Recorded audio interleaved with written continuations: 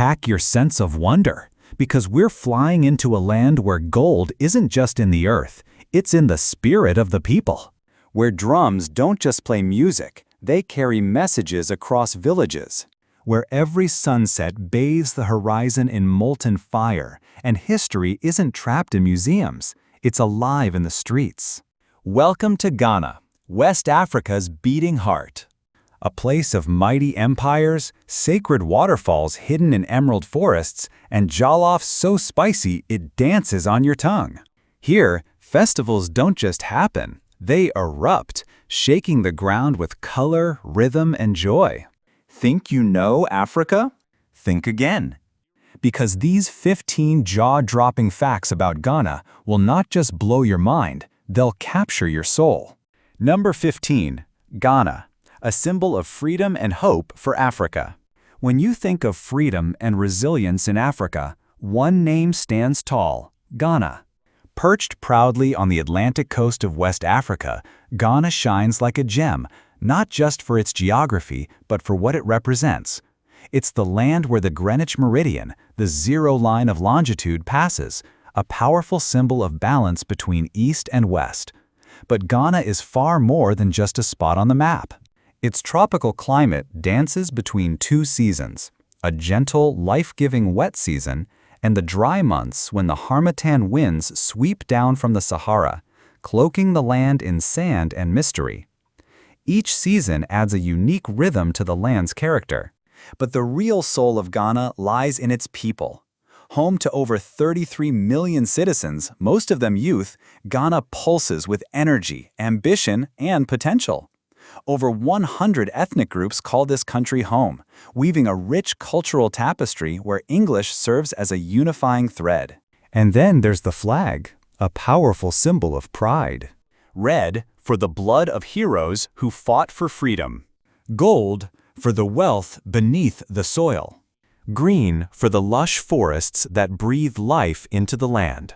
At its center, a black star, the guiding light, a tribute to Ghana becoming the first sub-Saharan African nation to gain independence in 1957. That star lit the path for liberation movements across Africa. Number 14. Ghanaian women gracefully carrying the world. In the lively streets of Accra, or the colorful chaos of rural markets, there's a sight that will stop you in your tracks. Ghanaian women balancing the world on their heads.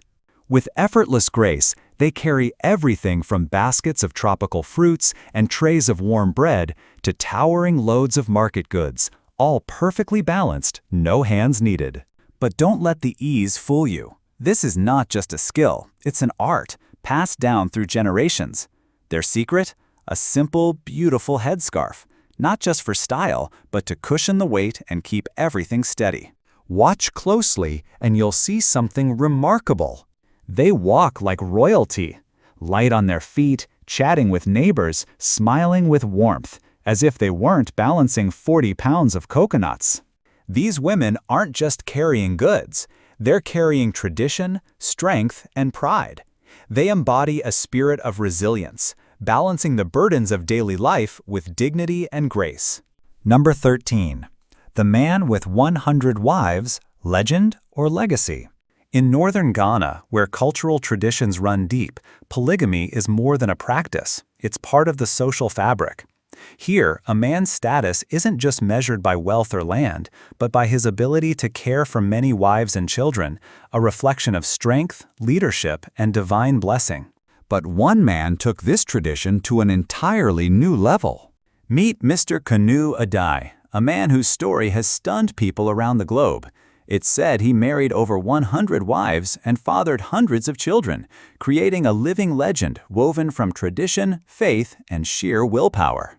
Each wife wasn't just a spouse, but a pillar in what became a vast, organized family kingdom.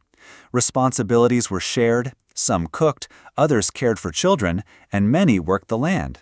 It was a rotating system, as efficient as a machine and as structured as a small nation.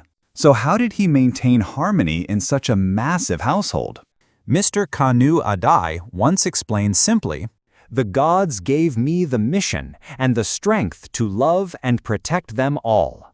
When he stepped out with his family, the sight was said to resemble an ancient emperor, surrounded by his wives and a sea of children. But of course, peace wasn't guaranteed. Disputes and rivalries naturally arose, yet Mr. Adai's calm demeanor and mediation skills reportedly kept things from falling apart. Number 12. Welcoming the New Year. New Year's Day is a time of celebration around the world, but in Ghana, it begins with something deeply emotional and surprisingly loud.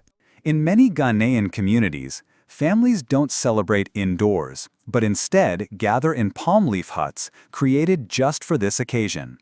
There, a powerful ritual takes place, one that might leave outsiders confused or even moved.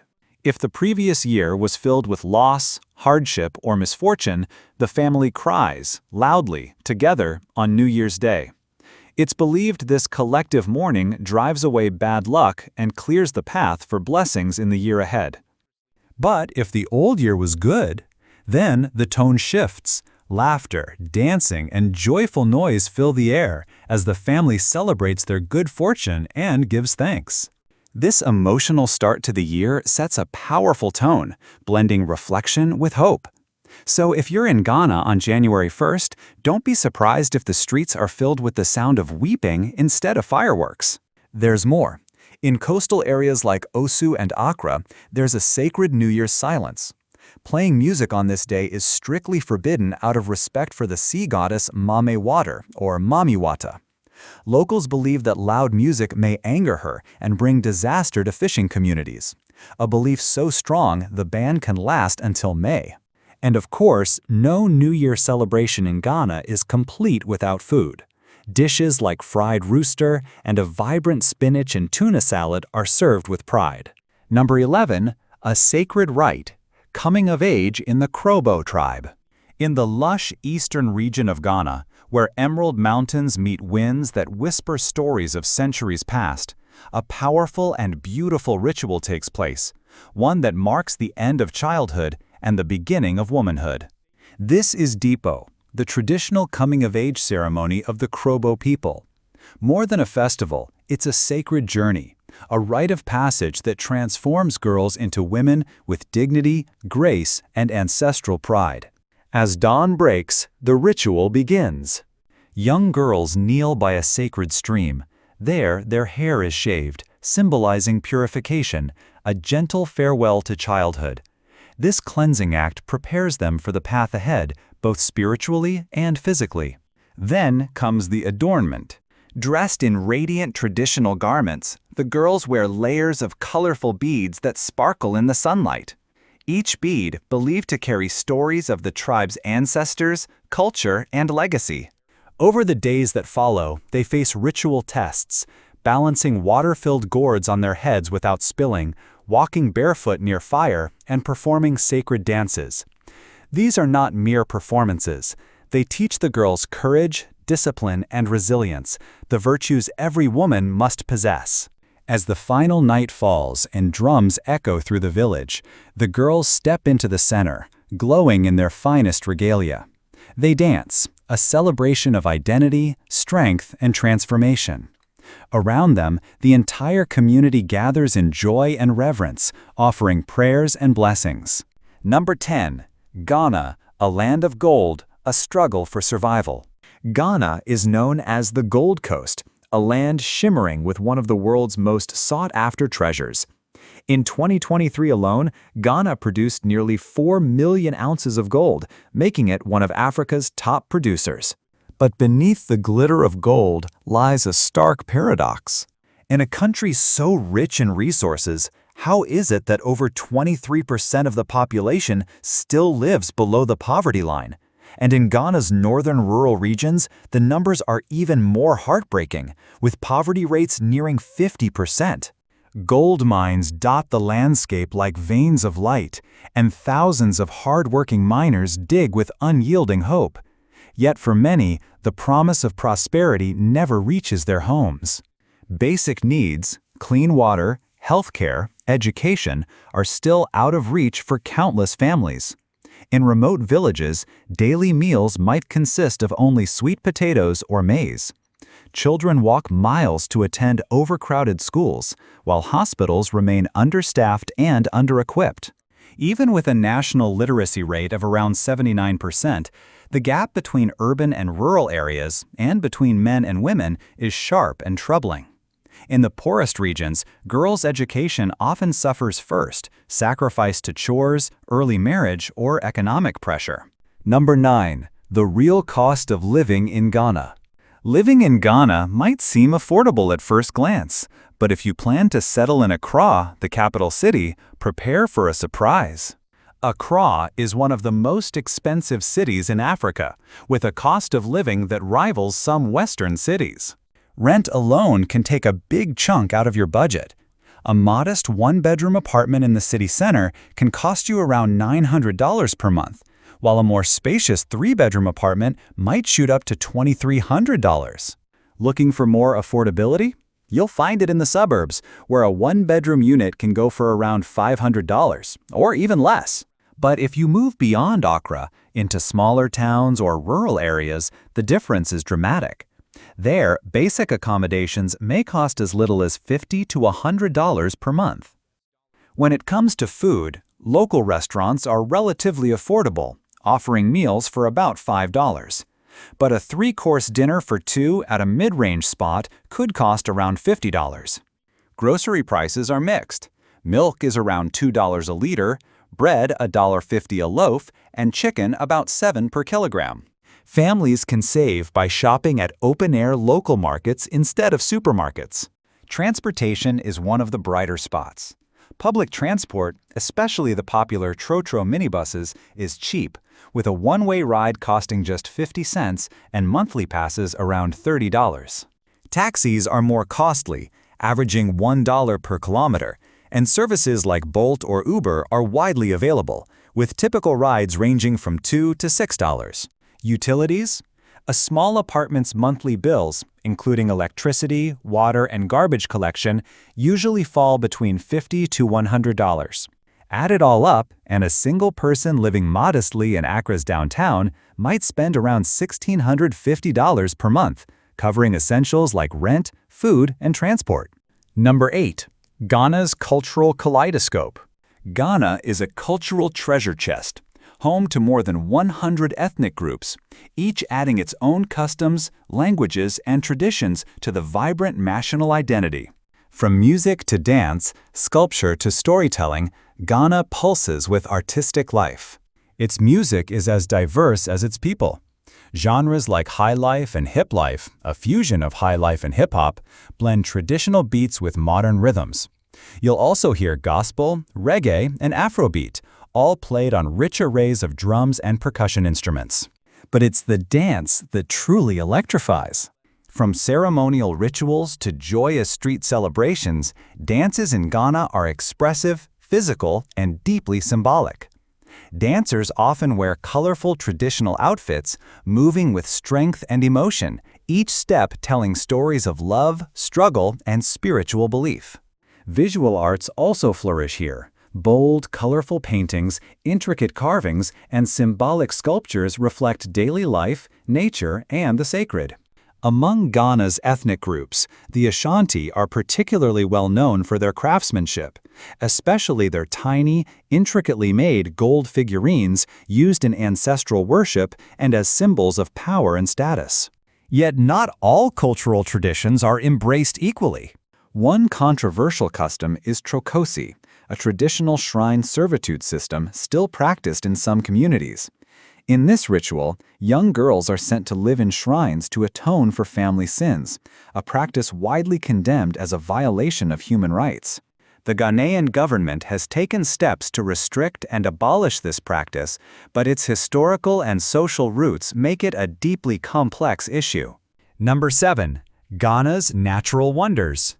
Ghana isn't just a cultural gem, it's also a land of breathtaking natural beauty. One of its most iconic landmarks is Lake Volta, the largest man-made lake in the world by surface area. Formed by the construction of the Akosombo Dam, this vast body of water is not just a marvel of engineering, it's a lifeline for millions of Ghanaians. Traditional wooden boats glide quietly across its surface, ferrying fish and goods, connecting communities, and supporting local trade. Lake Volta provides water for irrigation, hydroelectric power, and economic opportunities through tourism. It's also a powerful symbol of unity, sacrifice, and resilience, especially for the communities who were displaced to make way for the dam's construction. In the Bono East region, you'll find another of Ghana's natural treasures, Kintampo Falls. These cascading waterfalls are more than a scenic attraction. They are seen as spiritually sacred. Number 6. Africa's cocoa powerhouse. When it comes to cocoa, Ghana is a global force.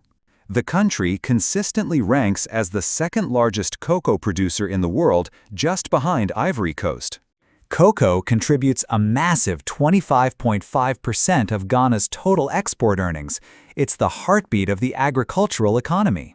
The industry directly supports around 800,000 farming households, and many more workers across transportation, trade, and processing.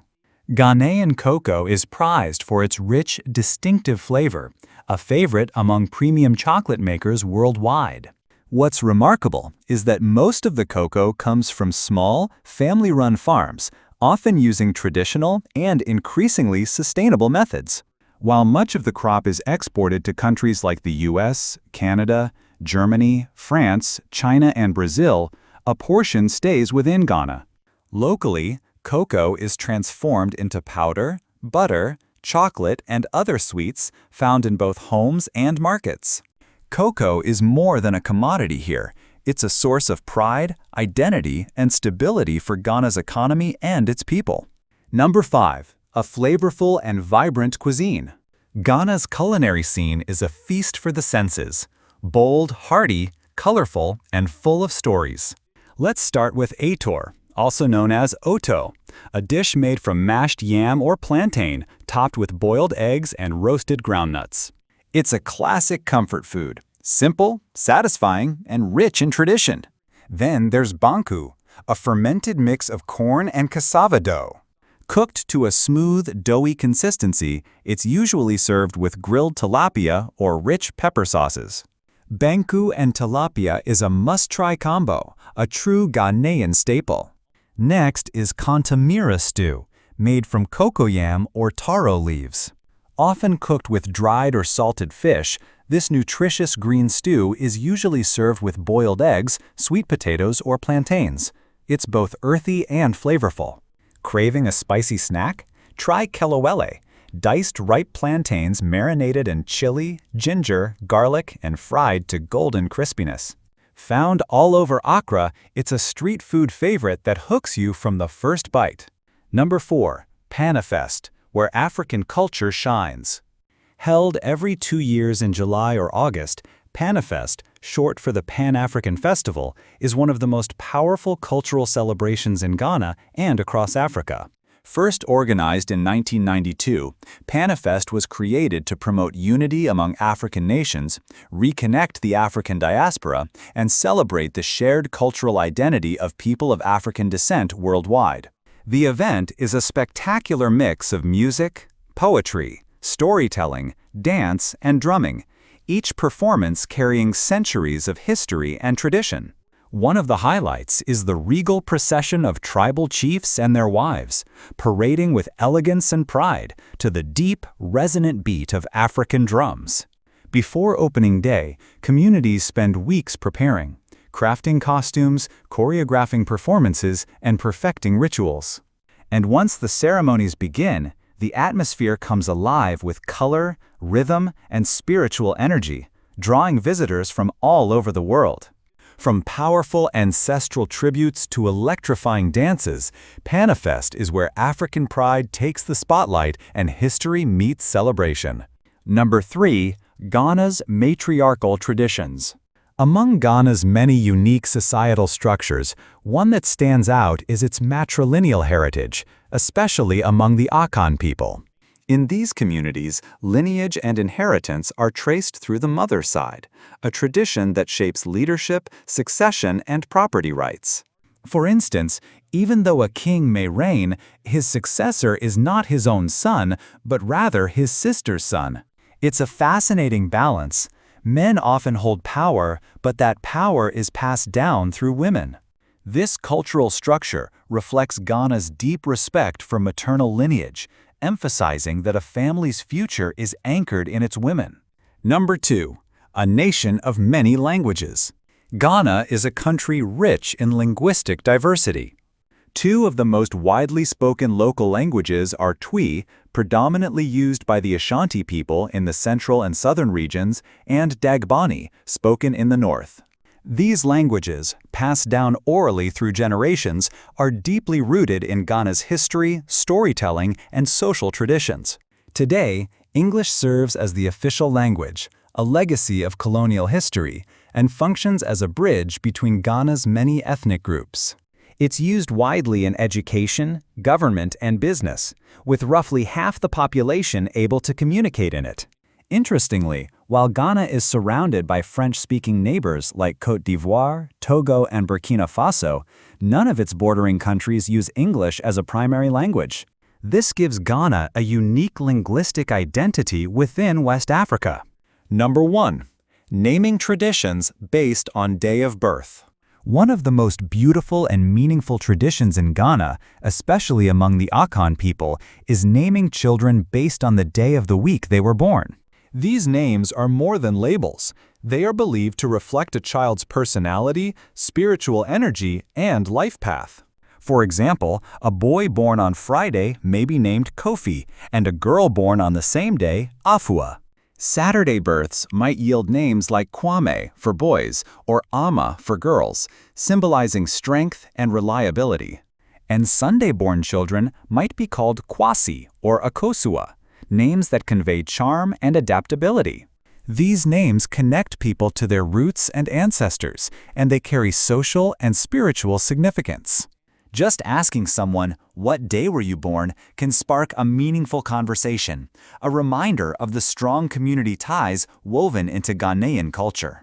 Even globally, this tradition is recognized. Just think of Kofi Annan, the former UN Secretary General, whose name told a story of his origins before he even spoke a word. So there you have it, 15 fascinating facts about Ghana, a country rich in culture, history, and heart. From sacred waterfalls to cocoa farms, from traditional stews to spiritual naming customs, Ghana's identity is as vibrant as it is inspiring. If you enjoyed the journey, don't forget to like, share, and follow for more videos just like this one. And remember, this video is for reference only. Please do your own research before making any travel or cultural decisions. Thanks for watching, and see you in the next one.